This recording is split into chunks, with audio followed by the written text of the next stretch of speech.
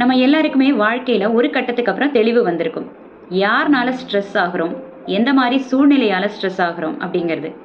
அது தெரிஞ்சதுக்கு அப்புறம் நமக்கு நாமே சொல்லிப்போம், இனிமே இந்த மாதிரி மனிதர்களை சந்திச்சா, இந்த மாதிரி சூழ்நிலையை சந்திச்சா நம்ம ஸ்ட்ரெஸ் ஆகக்கூடாது அப்படின்னு சொல்லிப்போம். ஆனா திரும்பவும் அதே மாதிரி மனிதர்களையோ சூழ்நிலையோ பார்க்கும்பொழுது நம்ம ஸ்ட்ரெஸ் ஆகும்.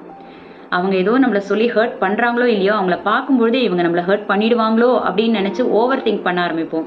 இல்ல அவங்க ஏதாவது நம்மள அப்படி சொன்னாங்கன்னா நம்ம ரொம்ப கோவப்பட்டு கத்த ஆரம்பிப்போம், இல்ல அழ ஆரம்பிப்போம். இதெல்லாம் தேவையில்லாம நம்மளுடைய மன நிம்மதியை நாமே கெடுத்துக் கொள்ளக்கூடிய வழிகள்.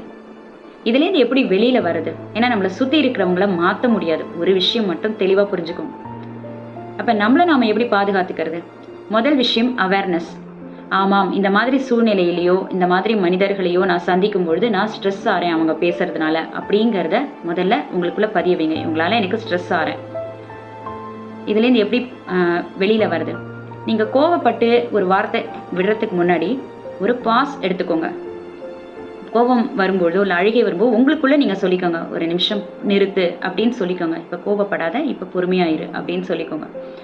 அது சொல்லும் பொழுது என்ன ஆகும், அந்த ஒரு நிமிடம் பாஸ் எடுக்கும் பொழுது உங்கள் மனம் கொஞ்சம் அமைதியாயிடும்.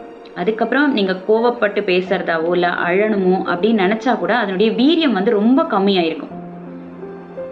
இது எதனால? இது நம்ம மற்றவங்கள்ட்ட கத்தக்கூடாது, அவங்கள்ட்ட நம்ம அவங்க ஹர்ட் ஆவாங்க அப்படிங்கிறது இல்லை. இது செல்ஃப் கேருக்காக சொல்லக்கூடிய விஷயம், உங்களுடைய மனநலனை பாதுகாக்கிறதுக்காக சொல்லக்கூடிய விஷயம். அப்படி கோபத்தையும் அழுகையுடைய வேகத்தையும் குறைக்கும் பொழுது நீங்க ரொம்ப ஒரு பீஸ்ஃபுல்லா உணர ஆரம்பிப்பீங்க.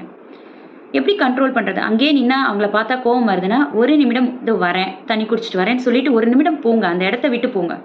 கொஞ்சம் நவந்து போகலாம், இல்லை போய் ஒரு வாக் பண்ணிட்டு வரலாம், இல்லை கண்களை மூடி ஒரு இடத்துல போய் உட்காந்து நல்ல டீப் பிரெத் எடுங்க. இதெல்லாம் ஆரம்பத்தில் பழக்கப்படுத்துறதுக்கு ரொம்ப கஷ்டமாக இருக்கும். கஷ்டமான விஷயங்கள், சின்ன விஷயங்கள் தான். ஆனால் பழக்கப்படுத்த ரொம்ப கஷ்டமாக இருக்கும். ஆனால் ப்ராக்டிஸ் பண்ண ஆரம்பிச்சிட்டிங்கன்னா உங்களுடைய மன நிம்மதியை யாராலும் கெடுக்க முடியாது.